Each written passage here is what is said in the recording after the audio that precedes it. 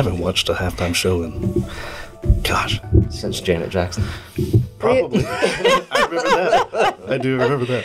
You were so scandalized. You were like, never again Yeah, it was will I watch this. 5th grade or something. That was a long time ago. Something I'm curious about. So let's start off with your role at Shaw, this community relations. Is it basically like, are you the link between Shaw and the community and what else goes on there? Yeah, Shaw has a long history of giving back to the community, but I took this role, probably in 2018, late 2017. Around the time I was opening the brewery, I needed something more flexible. Shaw was willing to work with me. I was already going to community meetings and really passionately involved in the community for free in my spare time. It felt like you've been doing that for a decade. Well, it was just my passion. So luckily Shaw recognized that around the same time I was doing the brewery and was like, hey, like we've got this great opportunity to take something we're already doing and really put some strategy around it, like figure out how do we elevate it, how do we engage more people in it. I always tell people the hardest part of my job at Shaw is figuring out what all is going on to support our local communities versus me initiating a bunch of things, because I mean there are servant leaders across our company that do it out of the goodness of their hearts, expect no recognition, and I'm back here saying we need to tell those stories. These are great. Like, let's talk about it. So we're trying to get better at the storytelling. We're actually working with some of our outlying facilities now. We're really good in Northwest Georgia, I feel like, in our outreach and what we do, and we're recognized for that. But when you get to your Andalusias, your Bainbridges, we've got a big distribution facility down in Savannah now, actually several, and how do we get them more plugged into their local communities? So how do we take what we do here in Northwest Georgia really well and replicate it? So I didn't realize you were in charge of those places too. Yeah, the whole company. Holy cow. The whole company. We have about 65% of our people are in Northwest Georgia. So we have a lot concentrated in Northwest Georgia. And we're starting to figure out how to expand that. And I mean, we even have a global presence too. Yeah, that's what I was going to say. So do you also do things in China or India or wherever? We don't do a lot right now. A lot of what they're doing is really self-directed by that facility or that sales group. Last year, our Shaw Contract Division did Global Day for People and Planet at the end of April. And so we're planning to do that again this year. And they actually had projects spanning the globe. So everybody would kick off their projects, and on their Instagram stories, you would see like this country's going at this time, and then you'd see the next country going. It was just kind of 24 hours of helping the community as you worked your way around the globe. It was kind of like watching the ball drop. It was super cool. It happens at midnight but it was one Eastern, of those, and then it goes on across the country. It was one of those things that just kind of that group had a really great idea, and we said, how can we help support it? And they ran with it. So, like I said, they make my job easy. Yeah. We just got to figure out the strategy around it and tell some stories about what we're doing. So are you able to talk about more recent projects, what you have going on lately here in the Dalton area? Yeah, no, absolutely. So one of the big partnerships we have is with the Junior Achievement Discovery Center. So we've got the JA Gala tonight. I don't know when this is going to air, but we'll have that event tonight. We have a Shaw storefront. It actually reaches, I think, over 13,000 middle school students in the Northwest Georgia area will come in and do finance education. They have a program that they do for 6th and 7th grade, and then one for the little older 7th and 8th grade, kind of targeted at each audience. It's funny, some of the kids will actually, the younger set, you can be the mayor of the town or you can be a CEO of one of the companies, and they know their role going in. So they'll actually show up their day at the Junior Achievement Center dressed the part. So they'll have a little suit and tie or a really nice dress and blazer. And I mean, they are acting CEO, mayor, whatever their role is for the day. It's really cool. And they basically run a town. But we did, the Junior Achievement Discovery Center in Savannah just had their grand opening actually a couple weeks ago. And so we have a Shaw Career Center down there. We didn't do a full storefront, but we have a career center to kind of tie to our facilities down there. We're getting ready now for Global Volunteer Month, which is celebrated in April. So we'll have a lot of local projects that our groups and teams will be taking on over the month of April. We'll also be doing Global Day for People and Planet again at the end of April. So you'll start seeing those projects around the globe. But A lot going on. Yeah, cool. Yeah, absolutely. So how is it that you find time with all that going on to get into something like the Dalton Brewing Company? I mean, that's a whole different... That's a really good question. It's a massive project on its own. Like, I always say time is my biggest constraint these days. I mean, I'm flattered that you even showed up. Oh, well, I had to schedule it like a month and a half out. I was like, Corey, I can't do it anytime soon, but give me a month and a half and I will be there. I will clear my schedule. You're a big deal. I'm glad we could do it. Yeah, it's challenging. I mean, it's something that you just have to be really good at time management and balance and learn that if you own a small business, people are going to come in and think of all these things you need to do to perfect your business. Mm-hmm. Well, time is your biggest constraint if you can't pay someone to do it. So you either have to be really good at delegating and have people to delegate to, or say, it's okay if it's not perfect. Mm-hmm. Like, I mean, that is part of owning a small business is I feel like I have a lot more tolerance and grace towards other small business owners when I'm like, oh, that probably needs to be fixed, but they don't have time to do it. Mm. So it's just, you got to understand that. And I heard a quote one time from a small business owner. He said that done is better than perfect. Amen. And so sometimes you just have to get it done and move on to the next thing. And as a recovering perfectionist, I have had to get really good at that. So is it you and Peter selling that ship still, or do you have other help? Well, so I have two business owners that own it with me. I always say my husband is a supportive beer drinker, but he's not involved in the business really. Okay. But no, Chris Brown and Drew Michaels own the business with me. They're actually brother-in-laws. So Drew is our full-time brewer, and we have an assistant brewer that works with him. And then Chris is our legal eagle on the team, as we say. He's a lawyer by profession and helps all of our compliance and doing all of our bookkeeping and all of that. So each of our skill sets was very different. So I feel like we came together to make a really strong team. Please tell me that Peter has a business card that says quality control expert. Yeah, he should. He should. He definitely should. So what inspired that venture? How'd you get into that? It's kind of a long story, but I'll give you the abbreviated version of it. So I signed Peter up, my husband, for a home brewing class in Murray County when Cold Creek was out in Eton. And so we went to this home brewing class, and the brewers there were interested in starting a brewery. So again, being really involved in the community, being really passionate about Dalton and wanting to see it be a cool place for young professionals to live and be proud to call home. I was like, you totally need to open a brewery. You should do it in Dalton. A few conversations later, Chris and Drew, my current partners, got brought in. We kind of had the whole group met together and said, hey, we all have this common vision. Mm-hmm. What can we do to make it a reality? Couple years later of planning. I mean, this took a long time and learned a lot about beer and how you measure beer and how you brew beer and all of these things that I didn't know going into this. We started up. So it just kind of, and somehow I ended up as the first brewer. So that lasted about 4 months before I talked Drew into coming on and taking what I had done and taking it to the next level. But yeah, it's an interesting story. I mean, one of the setbacks we had during that process was we had our first plan. It was about $500,000 we were wanting to start up. I mean, 5,000 square foot warehouse, a lot of build out, nice new shiny stainless equipment. I mean, it's expensive capital wise to start a brewery. Yeah. And so we went into a bank and we were meeting with a friend of ours, Chris and I said, he was like, well, have y'all ever worked in a brewery? And we were like, no. Have you ever owned a small business? And we were like, no. I mean, series of questions later, we were like, we're not getting this loan, are we? He was like, probably not $500,000. So we kind of said, hey, let's pause for a little while. Let's think about it. And at the end of it, we said, what can we scale back to? There were 4 of us at the time. We each pooled our money. We had a Kickstarter campaign. We had a very gracious landlord that gave us a great deal on the property for the first year to help us get started. So even the old cleaners? Old Hertz Cleaners. Yeah, it's owned by Barrett Properties. So okay. Bob Caperton's our landlord. And Bob actually gave us a year's free rent. Nice. Wow, so that is a sweet deal. Just to say, hey, I love what y'all are doing. I think it's really cool for the community. This is my gift to you. So it pays to have friends in real estate as we're having this conversation.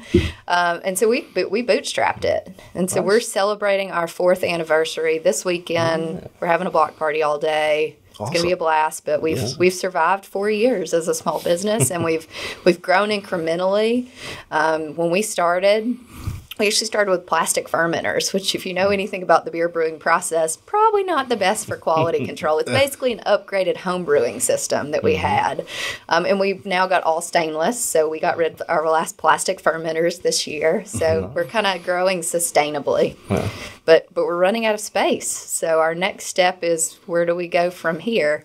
We want to keep our current tap room, but we really need production space of some sort. So, Man, if you could only find a good realtor. I know, right? Darn. You know what? It all comes back to real estate, doesn't it? So over the course of those 4 years, and you kind of just touched on it, you're running out of space. Like, what is the next sort of phase for you? Yeah, I think we're considered a nano brewery, which is a very small scale brewery. We brew about 100 gallons at a time. We double batch that into a 7-barrel fermenter, which a barrel is 31 gallons. I learned this as part of the process. It's just how you measure beer. So we're still considered really small, but our distributor we have right now is across the state of Georgia, and we're selling everything we can push out to them. So we've got to increase production capacity to be able to push more into the market. I think we need to firm up our sales and marketing plan. It's one of those things where we're like, oh, we're selling it, it's fine. Like we don't need to put a whole lot of thought into it. So firming some of that up. Maybe we go into Chattanooga at some point. Who knows? We'd have to get a different distributor, all of that, because those are geographically controlled. But who knows? We're looking to grow sustainably. It's always really interesting to me when people take on a really ambitious task without having, a ton of experience under their belt. So over the course of those 4 years, what are some hurdles or obstacles that you didn't expect, that you did encounter and were able to overcome? Oh, wow. I always told people back when we were starting up, and it's gotten easier kind of as you get into business, you get into a rhythm and things, you just learn things and you've overcome things.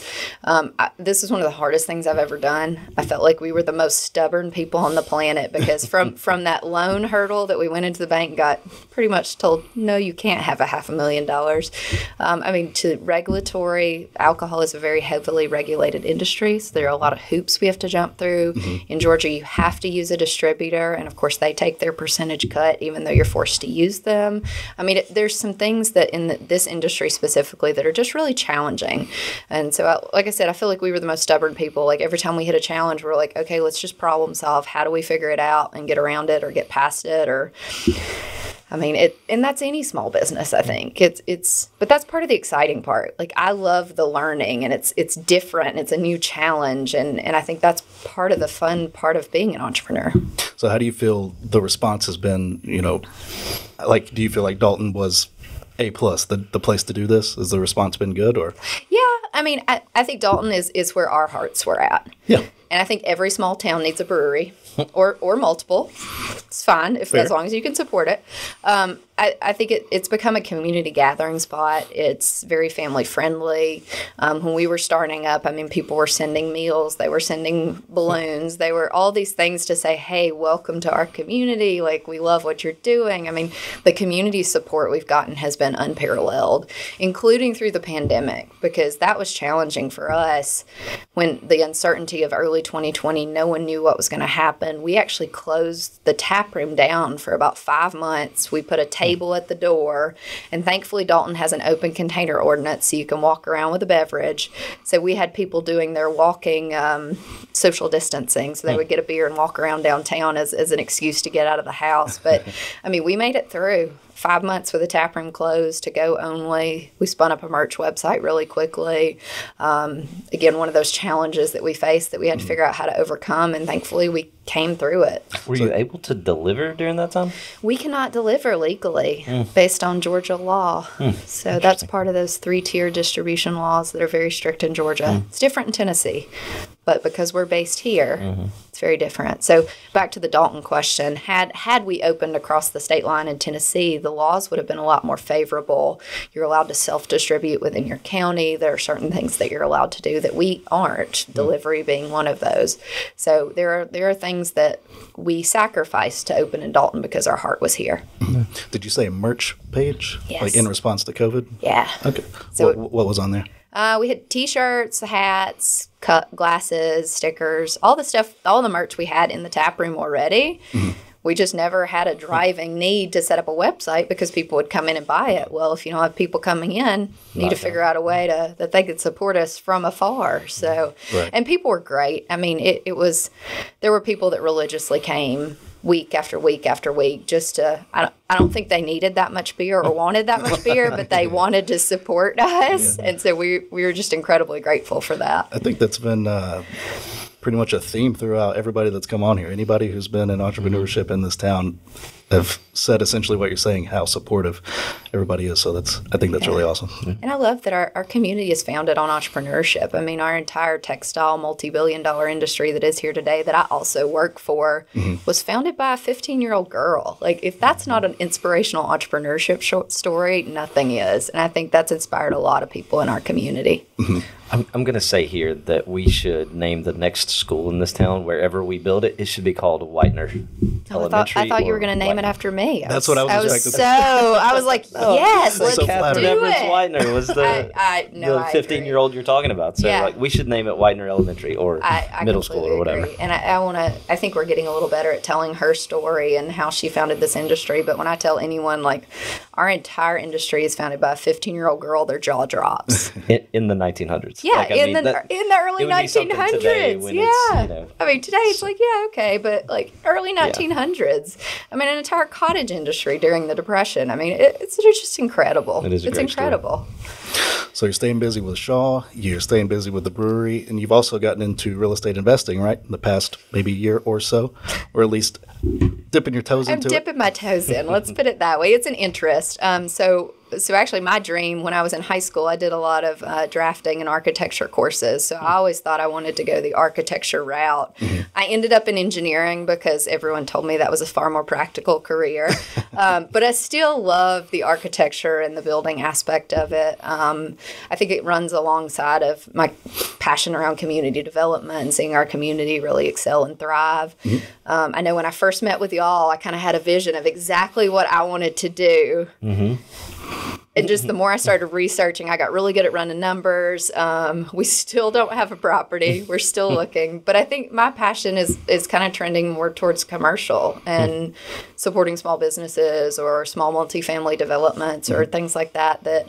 I don't know. That's just, I feel like where my passion is leading me. But I think I've gotten a lot better at running the numbers and learning what's a good deal and what's not. And they are very hard to find these days with real estate appreciating the way it is. But we've got some leads, and hopefully something will work out soon. But yeah, I think it's a new challenge. It's interesting. I think real estate is a really cool, tangible asset to be involved in, and it plays into community development, which is my passion.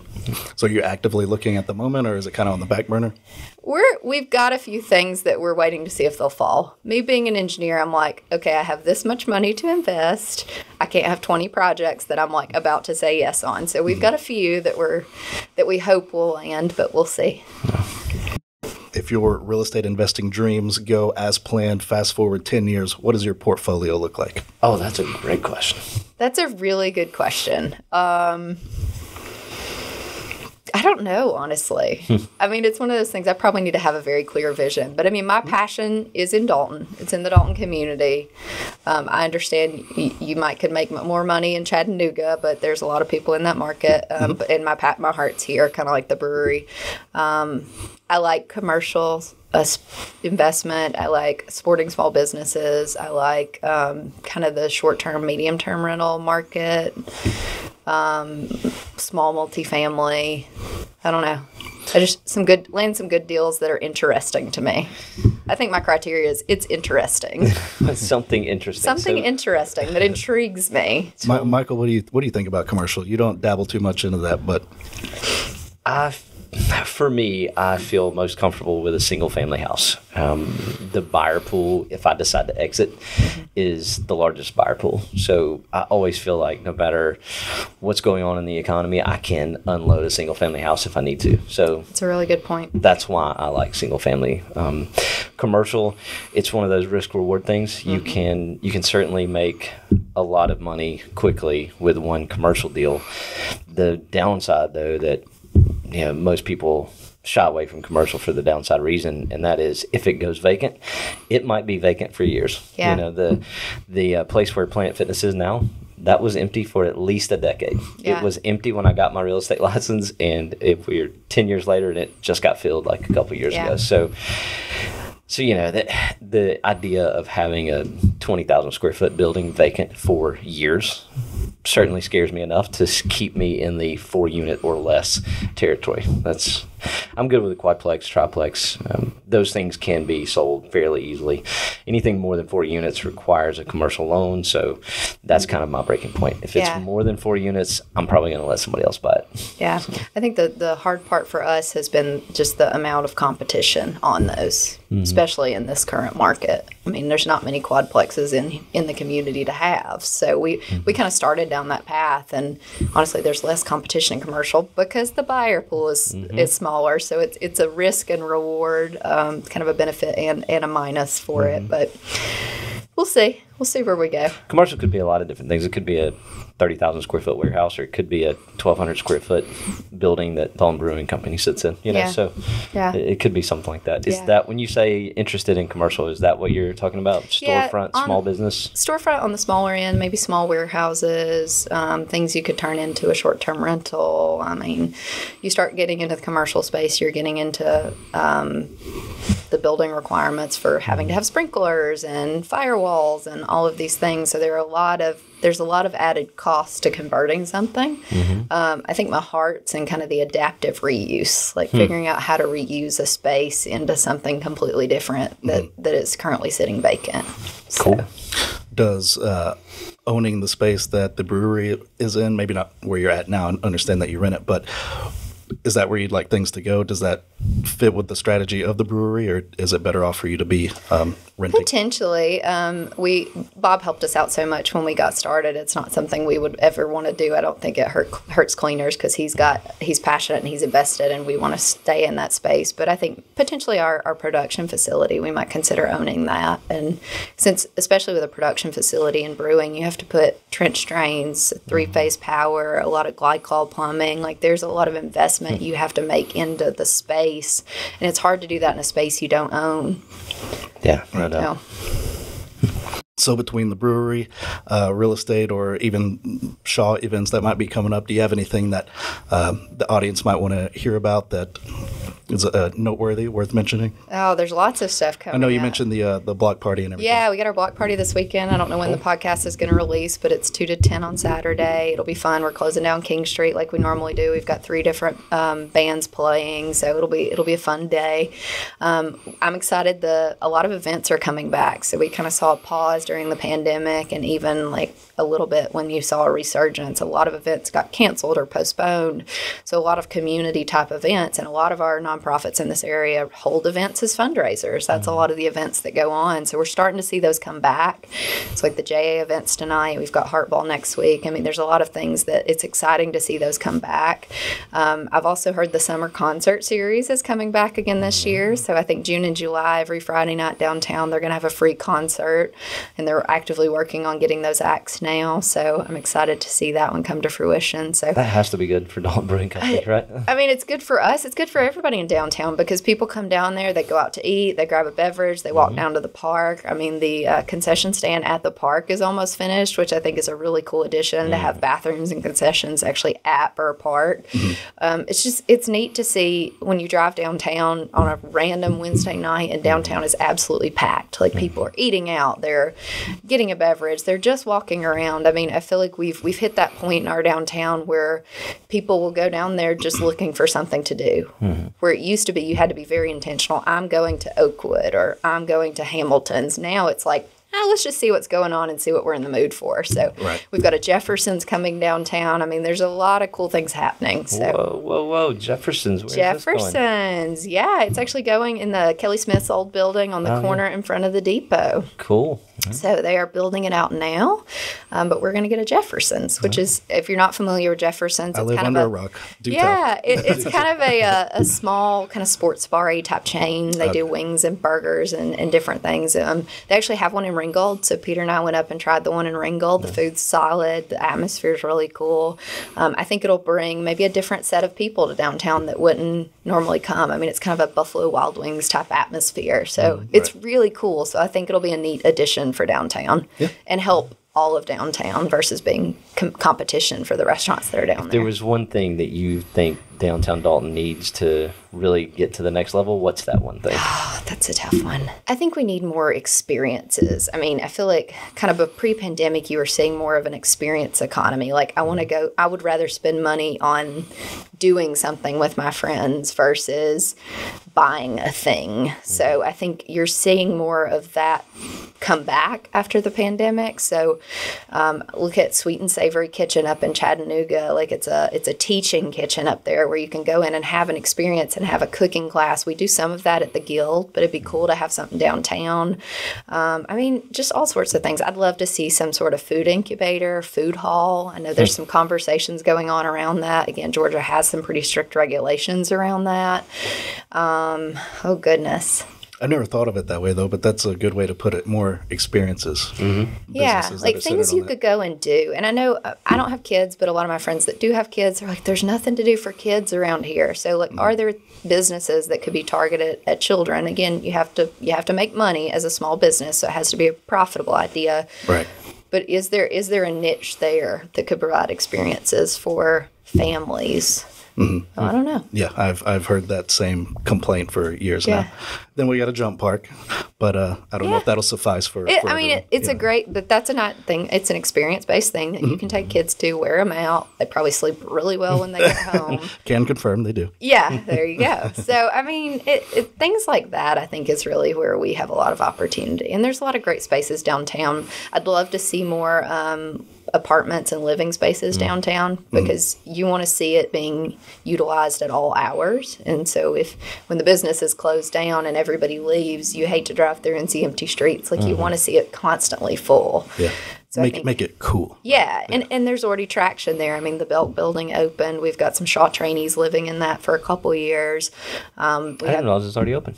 Yeah, it's open. Cool. How many units are in there? There are... Hang on, I'm counting. There's 14 one-bedrooms, 2 two-bedrooms, and 2 loft units. Wow. So, Shall have all of those? Yeah. Oh, nice. Yep. And there are several other people that are working on loft-type spaces downtown. I mean, you got to deal with the train noise. That's kind of part of living downtown or near downtown where we live. I mean, you kind of get used to it after a while. But I think, and there are some cool projects that are kind of happening around the periphery of downtown that would be walkable to downtown. Right. So I think the old jail site would be walkable to downtown. Yeah, that one's a cool one. Project, it's going to be, that one will be a game changer. And there's a couple others that I think that are being talked about that I think would be game changers for downtown. So it's exciting. Yeah. It's exciting. Well, Deanna, I know that you have things to do after we wrap this up. So we will finish up here. Thank you so much for coming in. You got a lot going on. And if you need any more help with that real estate investing stuff, you know who to call. That guy. Maybe him, but probably. Call that guy. Call this guy. I'll call one of you two. Call him, and he'll tell me to call you back. Thank you both for having me. I really appreciate it. I love talking about things I'm passionate about, and hopefully it inspires someone to go out and serve their community.